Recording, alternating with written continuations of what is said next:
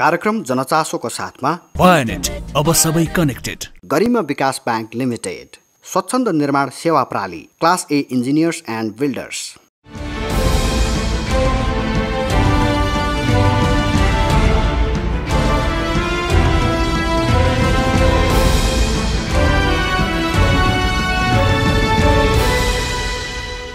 दर्शकबिन नमस्कार। कार्यक्रम जनचासोको आजको नयाँ श्रृङ्खलामा यहाँलाई हार्दिक स्वागत छ। आम नागरिकका चासो, चिन्तन र सरकारका विषयमा केन्द्रित हुने कार्यक्रम जनचासोको आजको श्रृङ्खलामा कृषि तथा पशुपन्छी विकास मन्त्रालयद्वारा सञ्चालित Nepal livestock sector innovation आयोजनाका बारेमा तयार पारिएको रिपोर्ट र नेपालमा वित्तीय पहुँच विस्तार तथा वित्तीय समावेशीकरणका लागि बेलायत सरकारको सहयोगमा सञ्चालित कार्यक्रमको अवस्था र नेपालमा भित्रिएको नयाँ प्रविधि विकल्प कंक्रिटका बारेमा रोचक सामग्री प्रस्तुत गर्दैछौँ। नेपाल कृषि प्रधान देश। यहाँका 60% भन्दा बढी नागरिक कृषि र पशुपालनमा निर्भर छन्।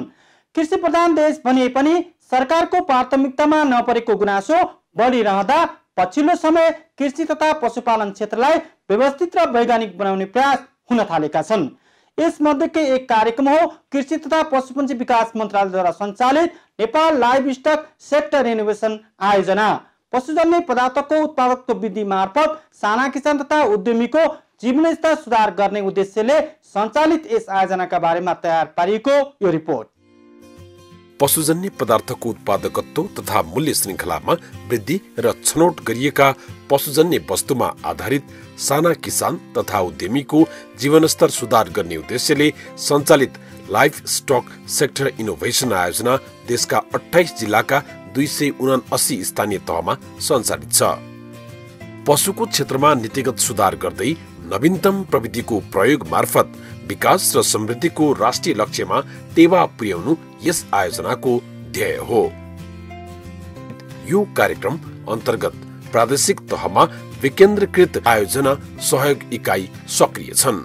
यो किसानलाई आएको पैसा किसानमा जान्छ, रियल किसानले, वास्तविक कृषकले अथवा वास्तविक उद्यमीले यस अनुदान पाउनु भन्ने किसिमको आयोजना चाहिँ गम्भीर रूपमा सुरुवातदेखि लागेको छ। त्यसमा हामीले के गर्यौँ भन्नु चाहिँ यहाँलाई अलिकति म चाहिँ नवीनतम प्रविधि भन्छु।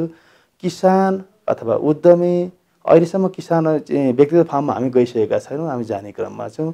किसानको समूह, सहकारी सङ्घहरूबाट चाहिँ उहाँहरूको 20% अनिवार्य लागत उहाँहरूले चाहिँ लगानी गर्नै पर्ने हुन्छ। तत्पश्चात उहाँहरूको चाहिँ यो परियोजना प्रस्तावको आधारमा बैंक तथा वित्तीय संस्थाहरूले 30% चाहिँ अनिवार्य ऋण लगानी गर्नुपर्छ र तत्पश्चात त्यसको प्रगतिको आधारमा वास्तवमा साँच्चै नै काम गर्नुभएको छ र उहाँहरूलाई सभ्रान्त बनाएर चाहिँ पशुजन्य उत्पादन बढाउन सकिन्छ भन्ने चाहिँ हामीले भेरिफिकेसन पश्चात चाहिँ होइन यो फिल्ड भेरिफिकेसन हुन्छ, त्यहाँबाट विज्ञहरू जानुहुन्छ। तत्पश्चात चाहिँ आयोजनाले बढीमा 50%सम्म सहकारी गर्छ भनिसकेपछि 20% किसान उद्यमी सहकारीको हुने भयो, 30% बैंक तथा वित्तीय संस्थाको अनिवार्य ऋण लगानी हुने भयो भनेपछि त्यो प्रोजेक्ट भायबल छ कि छैन भन्ने कुरो बैंक तथा वित्तीय संस्थाले पनि एनालाइसिस गर्नुहुन्छ, त्यसको विश्लेषण गर्नुहुन्छ। भनेदेखि प्राविधिक पाटोमा हामी सबै विश्लेषण गरेपछि वास्तवमा त्यो बिजनेस, त्यो उपआयोजना, त्यो दुधको सेक्टर अथवा त्यो मासुको सेक्टर चाहिँ साँच्चै नै फिजिबल छ अथवा त्यसमा लगानी गर्दा राम्रो हुन्छ र अहिले भएको चाहिँ मौजुदा उत्पादन चाहिँ वृद्धि गर्न सकिन्छ भन्ने हामीलाई लागेको खण्डमा हामी त्यसपछि मात्रै अनुदान कार्यक्रमहरू गर्छौँ। सिधै कसैले चाहिँ केही काम गर्ने भनेर कसैले सुरुवात गरेको आधारमा यस आयोजना अनुदान दिँदैन। सरकारले कृषि क्षेत्रमा ठूलो लगानी गरे पनि लक्षित वर्गमा अनुदानका कार्यक्रम पुग्न नसकेको र स्रोतको चरम दुरुपयोग भएको गुनासो आइरहँदा यो कार्यक्रम वास्तविक किसानसम्म पुगी उनीहरूको हित र चासोका विषयमा केन्द्रित हुँदै आएको छ।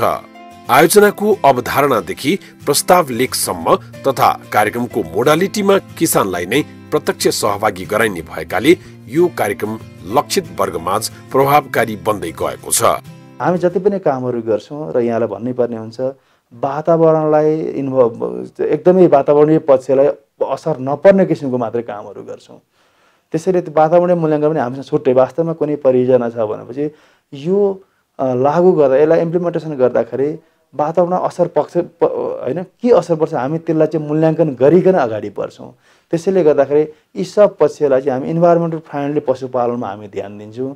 अब गोठ सुधारका कामहरू लगायत थुप्रै कामहरू यस आयोजनामा छ र यसरी हामीले चाहिँ हाम्रो उत्पादकता करिब 40% भन्दा बढी वृद्धि गर्ने र 2 लाख परिवारमा जाने मैले भने 45% महिला सहभागिता हुने र क्लाइमेट स्मार्ट एग्रिकल्चर भन्छन् वातावरणीय वास्तवमा कुनै पनि वातावरण प्रभाव नपर्ने गरी चाहिँ यो पशुजन्य उत्पादनको माध्यमबाट चाहिँ मुलुकलाई समृद्ध बनाउने हामीले लक्ष्य लिएका छौँ। कति पनि वास्तवमा चाहिँ खर्च गर्न नपर्ने किसिमको चाहिँ हामी किसानकै घर दैलोमा गएर उहाँको प्रस्ताव कसरी किसान उद्यमी व्यवसायी भनौँ जो यहाँ उपआयोजनमा आउनुहुन्छ उहाँहरूलाई चाहिँ विभिन्न किसिमको तालिम आवश्यक पर्ने तालिमहरू हामीले प्रदान गरेका छौँ र उहाँलाई एउटा डेमो वास्तवमा यसरी लेख्नुपर्छ भनेर हामीले एउटा चाहिँ हरेक तालिममा उहाँलाई प्रदान गरेका छौँ र त्यसभन्दा पनि बाहेक हाम्रा चाहिँ जुन सम्पर्क कार्यालयहरू छन् सहयोगी इकाइहरू छन् उहाँहरूले चाहिँ आफ्नो सोसल मोबिलाइजर मार्फत चाहिँ किसानकै घर दैलोमै गएर चाहिँ त्यो प्रस्तावहरू चाहिँ बनाउने र चाहिँ सब्मिट गर्ने चाहिँ यो परिपाटी भएको हुन उहाँले बुझाउने परिपाटी भएको हुनाले कुनै पनि झन्झट नहुने किसिमले र अनावश्यक किसानलाई चाहिँ यो आयोजनाकै लागि भने थप खर्च गर्नुपर्ने बाध्यताहरू चाहिँ यस प्रोजेक्टले हटाएको छ र हामी किसानलाई चाहिँ किसानले बुझ्ने भाषामा र कामको आधारमा मूल्याङ्कन गरेर चाहिँ उहाँहरूलाई चाहिँ एउटा ग्रान्ट दिने चाहिँ हाम्रो चाहिँ लक्ष्य भएको हुनाले कुनै पनि झन्झट बेहोर्नु नपर्ने किसिमले हामीले आयोजना सञ्चालन गरिरहेका छौँ। क्रमिक रूपमा निजी क्षेत्रलाई समेट्ने प्रयासले मुलुक पशुजन्य उत्पादनमा आत्मनिर्भरता उन्मुख हुन सहयोग पुग्नेछ। जब निजी क्षेत्रलाई पनि लाइभ स्टकमा एउटा चाहिँ एकीकृत रूपमा ल्याउन सकिँदैन हामी अपुरै हुन्छौँ भन्ने किसिमले हामी तेस्रो कल चाहिँ निजी उद्योग अथवा निजी फार्महरूमा पनि जाने भन्ने किसिमले हाम्रो आयोजना निर्देशक समितिको बैठकबाट निर्णय भइसकेको छ र हामी चाँडै नि तेस्रो कल चाहिँ तेस्रो चाहिँ सूचना जो निजी उद्योगीहरू पशुजन्य उत्पादनमा जो लाग्नुभएका निजी उद्यमी व्यवसायीहरूको लागि पनि र छुट्टै चाहिँ प्रस्तावहरू आह्वान गर्ने क्रममा छौँ। कोभिडका कारण 1 वर्षको अवधिमा उल्लेख्य उपलब्धि हासिल हुन नसके पनि अब आयोजनाले तीव्र गति लिने विश्वास गरिएको छ।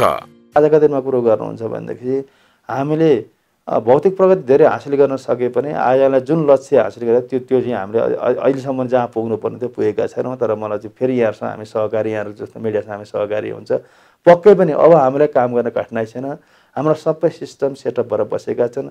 हामीले सूचनाहरू जारी गरेका छौँ मूल्याङ्कन गरिसकेका छौँ र फेरि पनि पूर्ण प्रस्ताव आएको छ। मूल्याङ्कन गर्न सक्ने हाम्रो जनशक्ति छ हाम्रो कन्सल्टेन्टहरू हुनुहुन्छ जसले गर्दाखेरि आयोजनालाई समयमै सम्पन्न गर्न र आशा गरेको अनुसार प्रतिफल लिनको लागि चाहिँ अबका दिनमा ब्यारियर हुने छैन। आजसम्मको हिसाबले चाहिँ यस आयोजना जहाँ पुग्नुपर्ने त्यो पुग्न नसकेको र हामी चाँडै नै वास्तवमा चाहिँ एकदम चलायमान आयोजनाको रूपमा अगाडि बढ्ने चाहिँ म यहाँको मिडिया मार्फत चाहिँ आम पब्लिकलाई जानकारी पनि गराउन चाहन्छु। वातावरण मैत्री पशुपालन योजनामा 40% उत्पादन वृद्धिका साथै 45% महिला सहभागिता पुर्याउने आयोजनाको लक्ष्य छ। हालसम्म नीतिगत समस्या समाधानमा केन्द्रित भएको आयोजना अब परिणाममा उपलब्धि हुने चरणमा रहेको छ।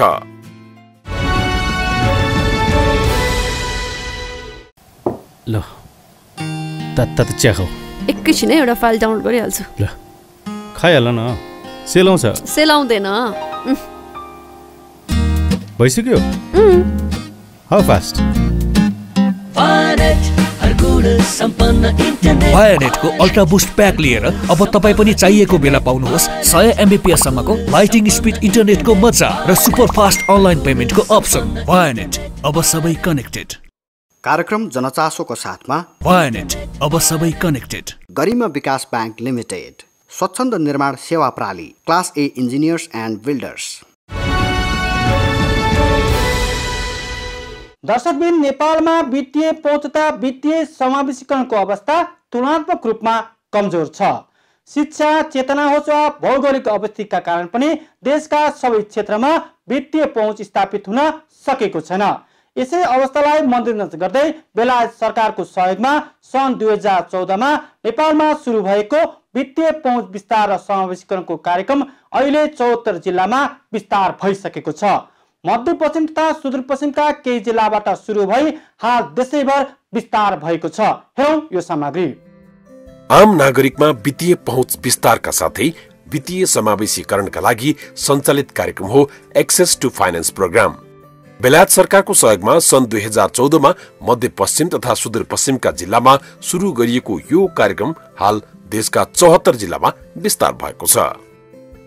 5 लाख जति हाम्रो चाहिँ बेनिफिसियरीहरू हुन्छ, सपोर्ट चाहिँ पुग्छ भन्ने हिसाबले चाहिँ प्रोजेक्ट स्टार्ट गरेको थियौँ।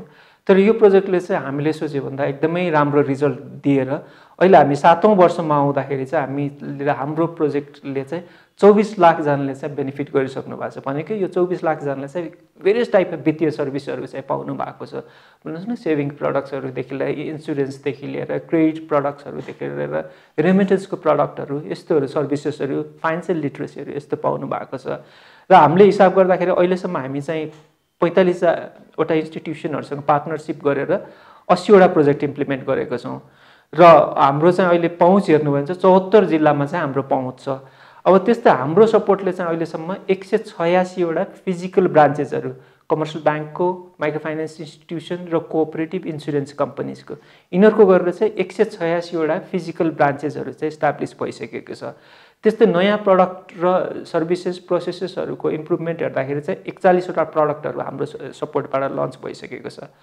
हामीले चाहिँ एउटा काम चाहिँ के पनि गरेको छौँ भने यो माइक्रो फाइनेन्स इन्स्टिट्युसनहरूलाई अटोमेसनमा पनि सहयोग गरेको छौँ त्यो चाहिँ नेपालमा फर्स्ट टाइमै हो हाम्रो सहयोगबाट 12वटा माइक्रो फाइनेन्स इन्स्टिट्युसन्सहरूले चाहिँ 3400 ट्याब्लेट चाहिँ डिप्लोय गरिसक्नु भएको छ त्यसै गरेर हाम्रो सपोर्टले चाहिँ 350वटा भन्दा बढी ब्रान्चेस ब्याङ्किङ टच पोइन्ट्सहरू चाहिँ अलरेडी अपरेसनमा छ सो यो प्रकारले चाहिँ हाम्रो सपोर्टले फाइनेन्सियल सेक्टरमा चाहिँ धेरै नै सहयोगहरू पुगेको छ जस्तै अब अलिकति ठुलो लेभलमा म्याक्रो लेभलमा हेर्नु भने चाहिँ हाम्रो सहयोगमा नेपाल राष्ट्र ब्याङ्कमा चाहिँ हामीले real time gross settlement system implement गरेको छौँ त्यसले गर्दाखेरि नेपालमा वित्तीय क्षेत्रमा हुने जुन सिस्टेमिक रिस्कको चाहिँ थियो त्यसलाई चाहिँ मिटिगेट गर्नलाई फाइनेन्सियल सेक्टरलाई स्टेबल बनाउनलाई चाहिँ धेरै नै सहयोग पुगेको छ अहिले हेर्नु भने रियल टाइम ग्रस सेटलमेन्ट सिस्टमबाट अलमोस्ट 40,000 ट्रान्जेक्सनहरू चाहिँ पर डे हुन्छ होइन सो यस्तो खाले सहयोगहरू हामीले त्यस्तै खाले सहयोगहरू चाहिँ यो मोबाइल फाइनेन्सियल सर्भिस प्रोभाइडरहरू भयो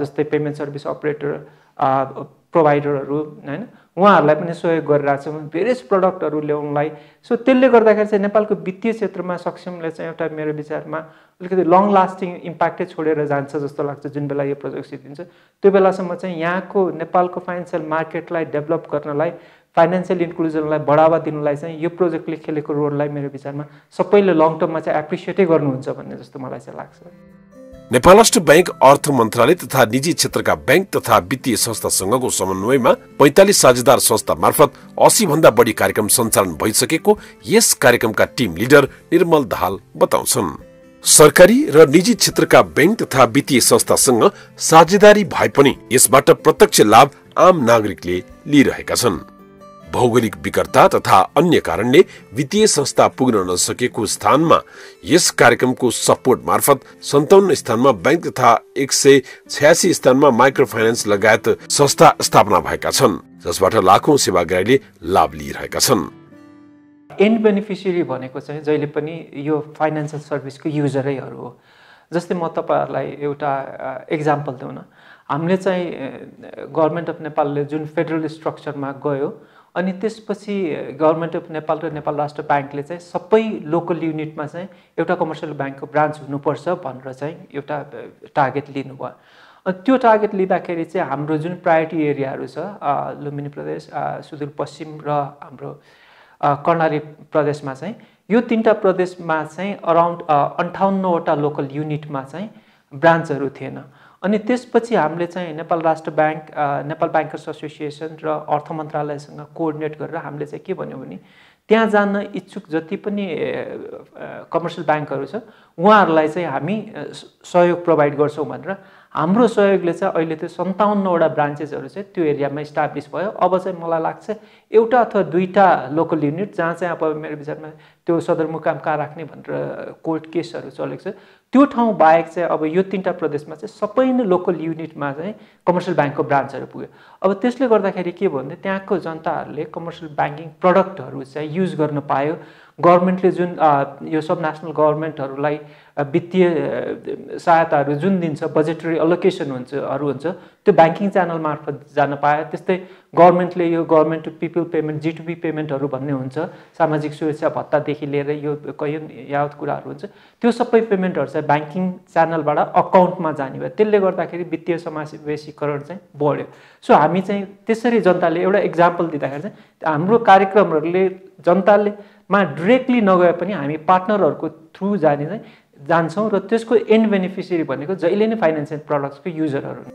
दात्री निकायबाट सञ्चालित अधिकांश योजना कार्यक्रम अवधिपछि बन्द हुने गरेको दृष्टान्त छ। यो विषय अन्तर्राष्ट्रिय विकास साझेदार बीच ठूलो मुद्दा बनिरहँदा यस कार्यक्रममा यस्तो समस्या नरहेको टिम लिडर दाहाल बताउँछन्। हामीले कुनै एउटा लोकल युनिटमा चाहिँ हामीले कमर्सियल ब्याङ्कलाई ब्रान्च इस्टाब्लिस गर्नको लागि सहयोग दियौँ भने हाम्रो प्रोजेक्ट सिद्धिन्छ यो 2021 को अगस्तमा। तर 2021 को अगस्तमा सिद्धे पनि त्यो ब्रान्चले त सर्भिस त कन्टिन्यू दिन्छ नि, किनभने ब्याङ्कको ब्रेड एन्ड बटर भनेकै ब्याङ्किङ सर्भिस दिने हो भने। सो हामीले चाहिँ त्यहाँको प्लेयरहरूको इन्ट्रेस्ट र हाम्रो इन्ट्रेस्टलाई चाहिँ अलाइन गरिदिन्छौँ।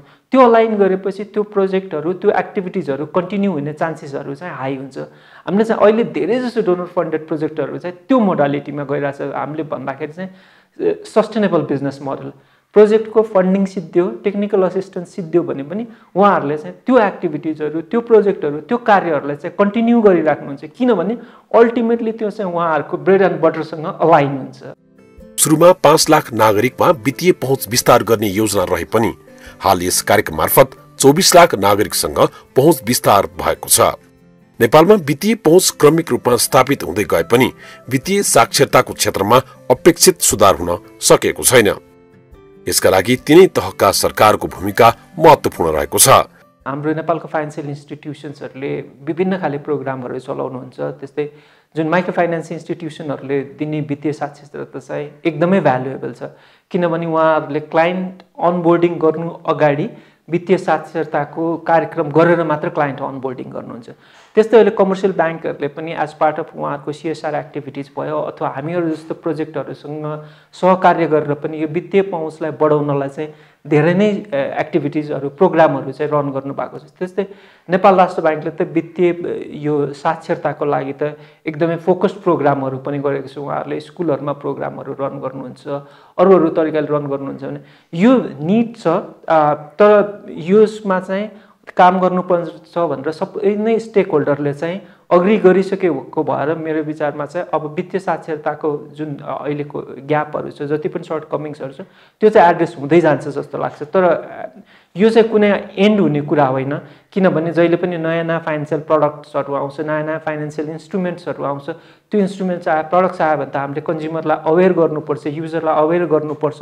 त्यसले गर्दाखेरि कसैले उहाँहरूकोलाई हार्म नहोस्, कसैले अन्डियो एडभान्टेजहरू नलियोस् होइन। जस्तै अहिले हामीले हेर्दाखेरि यो मोबाइल ब्याङ्किङदेखि लिएर यो इन्टरनेट बेस्ड ब्याङ्किङहरूमा धेरै नै हामीले फड्को मारिसक्यौँ।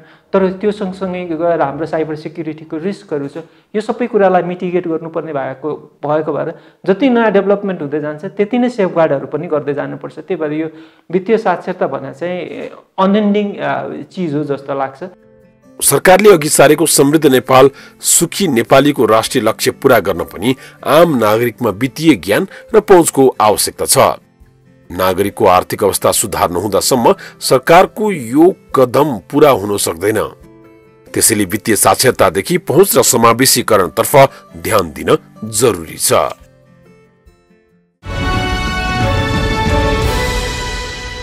दर्शकबिन, घर होस् वा अन्य भौतिक पूर्वाधार निर्माणको क्रममा काठका झ्याल डकाको फ्रेमको सट्टा सिमेन्टको फ्रेम सुन्दा अचम्म लाग्न सक्छ।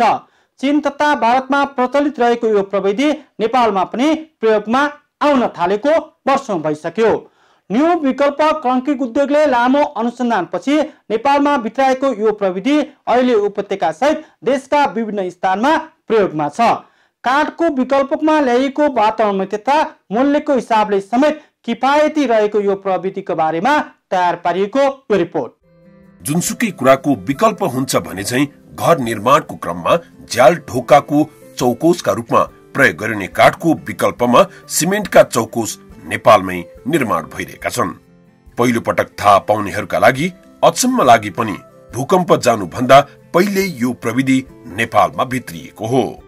काठको चौकोस एकातिर महँगो हुने, अर्कोतर्फ वन जंगल विनाशको कारक पनि बन्ने भएकाले यो प्रविधि नेपालमा भित्राइएको हो।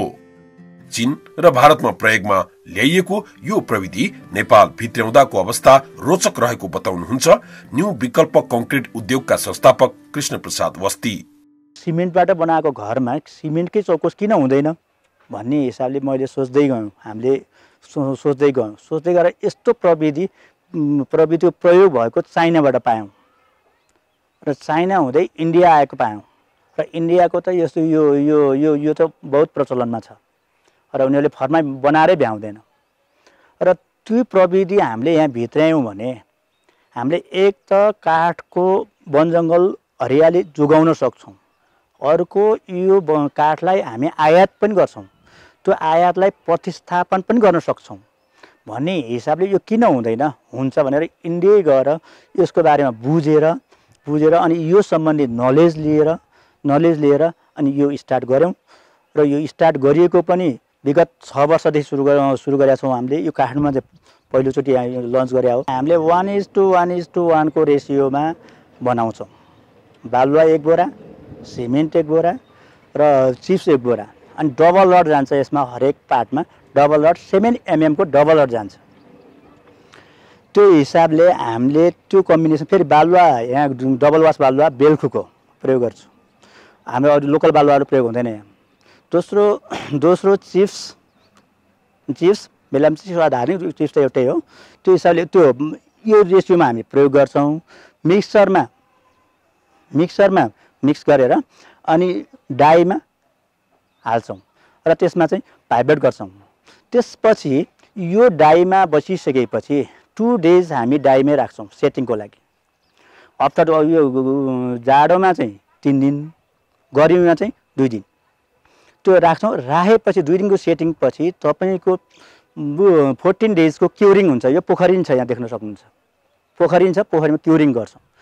त्यसरी 14 डेज मिनिमम 14 to 21 डेज हामी क्युरिङ गर्छौँ। त्यसपछि बल्ल यो निकालेर सुकाइन्छ र त्यसपछि डेलिभरी योग्य हुन्छ। र सिमेन्टलाई प्रोपर सिमेन्टबाट प्रोडक्ट चिजहरू प्रोपर माल material, proper setting, proper curing पछि अनि त्यसपछि बल्ल त्यसमा स्ट्रेन्थ आउने हो। रेसियो प्रोपर रेसियो पनि हुनुपर्छ। त्यसले स्ट्रेन्थ आउने हो। त्यो विधि पार गरेर बनाएको हामीले जुन टेस्ट गरेका छौँ त्यो टेस्टले यो रिजल्ट ल्याएको छ। नयाँ प्रविधि भित्र्याएर स्थापित गर्नु चुनौतीपूर्ण कुरा हो, तर नेपालमा भित्रिएको केही वर्षमै यसले राम्रो बजार लिन थालेको छ। उपत्यकाका विभिन्न स्थानबाट उत्पादन सुरु गरे पनि पछिल्लो समय काठमाडौँमा समेत यसको माग बढ्न थालेको छ। वन जंगलको संरक्षणका साथै आयात प्रतिस्थापन गर्ने उद्देश्यले स्थापित यस उद्योगबाट रोजगारीका अवसर समेत सिर्जना गर्दै गएको छ।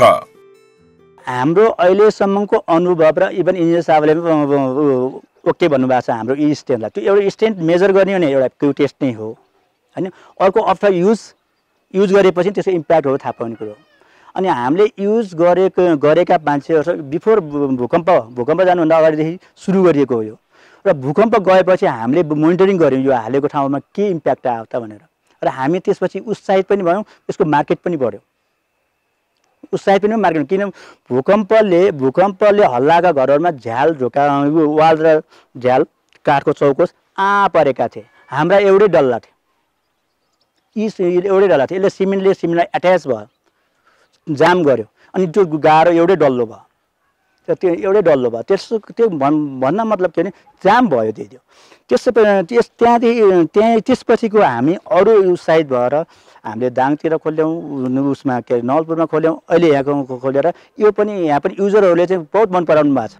दक्ष प्राविधिकबाट गुणस्तर परीक्षण पछि 14 देखि 28 दिनको अवधिमा प्रयोगका लागि तयार गर्न सकिने सिमेन्टका चौकोसहरू काठको भन्दा बलियो हुने र मूल्यमा झण्डै 50% कमी हुने सञ्चालक वस्तीको भनाइ छ। नो ड्रिल, कसै पनि कहीँ ड्रिल गर्न पर्दैन, सबै कब्जा लगाउँछौँ, सबै त्यो सिस्टम छ, सबैको होलहरू छन्, त्यहाँ नट कट्सिन्छ। अनि त्यो हिसाबले चाहिँ केही ड्रिलै गर्न पर्दैन। First no drill. अनि हामी यहाँबाट कब्जै लाएर पठाउँछौँ भनेपछि त्यहाँ यो पार्टलाई छुनै पर्दैन। काठको कब्जा हाल्नु, काठको पल्ला हालौँ वा एल्युमिनियम हालौँ। म त अझ के सल्लाह दिन्छु भने यसको चौकोस प्रयोग गरौँ, पल्ला सिमेन्टको नहुने भएकोले हामीले बनाएनौँ र एल्युमिनियमको पल्ला हालौँ, हाम्रो वन जङ्गल रोकौँ। काठ घरमा हालेपछि वेट हुन्छ, किन त्यसको एउटा क्ल्याम्पले जोड्ने हो, अन्त कहीँ त्यसले टाँसिँदैन, यो टाँसिन्छ। त्यसले गर्दाखेरि काठको वेट छ, घरमा हालेपछि यसको वेट छैन। यो मैले मात्रै भने पनि एभर इन्जिनियर साहबले भन्नुहुन्छ हो यसको वास्तवमा वेट डिस्पर्स हुन्छ। काठमाडौँमा समेत राम्रो बजार लिन थालेको यस विकल्पले प्रयोगकर्ताको मन जित्दै गएको छ। किफायतीका साथै वातावरण मैत्री तथा स्वदेशी उत्पादन भएकाले यसको संरक्षण तथा प्रवर्धनका लागि राज्यबाट अपेक्षित सहयोग नभएको व्यवस्थापक कृष्ण प्रसाद अधिकारी बताउनुहुन्छ। यसको सामान ल्याउने बेलामा भनौँ न, यसको डाइहरू खरिद गर्ने बेलामा यसको पुरा भन्सारहरू छुट हुनु पर्थ्यो, त्यो राज्यले चाहिँ अलिकति नगरेकै छ। यस्तो चिजहरूलाई यो त तपाईँको वातावरण मैत्री छ। सबभन्दा यसको राम्रो उपाय भनेको वातावरण मैत्री हो। यो यस्तो चिजहरूलाई सरकारले खोजिकन चाहिँ ल तपाईँहरूलाई के समस्या छ, कस्तो समस्या छ, हामी गर्छौँ भन्नु पर्ने हो राज्य तर्फबाट। त्यो चाहिँ हामीले अहिलेसम्म पाइराखेको छैन। 1 नम्बरमा काठ महँगो छ, 2 नम्बरमा काठ मास्नु, जङ्गल मास्नु भनेको त्यसैमा त्यो आफैमा चाहिँ नराम्रो चिज हो। नेपालको धन, हरियो वन नेपालको धन भन्ने जुन थियो त्यो चिज, यसलाई अब जस्तो चौकोसहरू बनाउनलाई एकदम राम्रो सालको काठहरू मात्रै युज गर्नुपर्ने हुन्छ। त्यसको विकल्पमा यो ल्याइदिएपछि त यो पनि घर बनाउने हो। पक्की घर बनाउनेले जति वर्ष घर खप्छ त्यति वर्ष यो खप्छ। सिमेन्टको आयु जति हो यसको आयु त्यति नै रहने हुनाले यो घर रहन्जेललाई यो केही गर्न नपर्ने भएको हुनाले हामीले यो विकल्प चाहिँ रोजेका हौँ। सरकारले हामीलाई यदि भन्ने हो भने हामी यो 75 जिल्ला 7 प्रदेशमा जस्तो गाउँमा पनि यो लगिदिन सक्छौँ। त्यहाँ रोजगारको सृजना हुन्थ्यो, समस्या हुन्थेन। जस्तो हामीले 75 जिल्ला लैजाउँ भने अब यो त भयङ्कर ठुलो सुन जतिकै महँगो हुन जान्छ ढुवानीले गर्दाखेरि। यदि सरकारले चाह्यो भने हामी यस्तै बिजनेस, यो घरेलु बिजनेस हो, यो बिजनेस हामी गाउँ टोलमा लगेर एरियामा यो स्थापना गरिदिन सक्थ्यौँ। राजस्व तथा रोजगार वृद्धि सहित आफ्नै देशको श्रम, सिप र स्रोतबाट उत्पादन हुने यस प्रकारको बहुउपयोगी प्रविधिलाई बढावा दिनका लागि सरकारको भूमिका पनि महत्त्वपूर्ण हुन्छ। यस्ता उद्योग तथा उत्पादनका लागि अनुकूल वातावरण निर्माण गर्न सके मुलुकको विकास निर्माणमा निजी क्षेत्रको आकर्षण अवश्य बढ्दै जानेछ।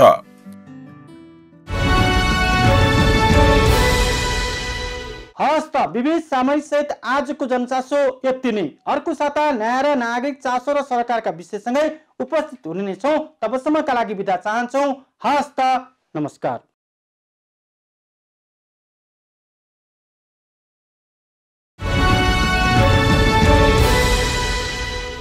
कार्यक्रम जनचासोको साथमा वायनेट, अब सबै कनेक्टेड। गरिमा विकास बैंक लिमिटेड, स्वच्छन्द निर्माण सेवा प्रणाली, class A engineers and builders.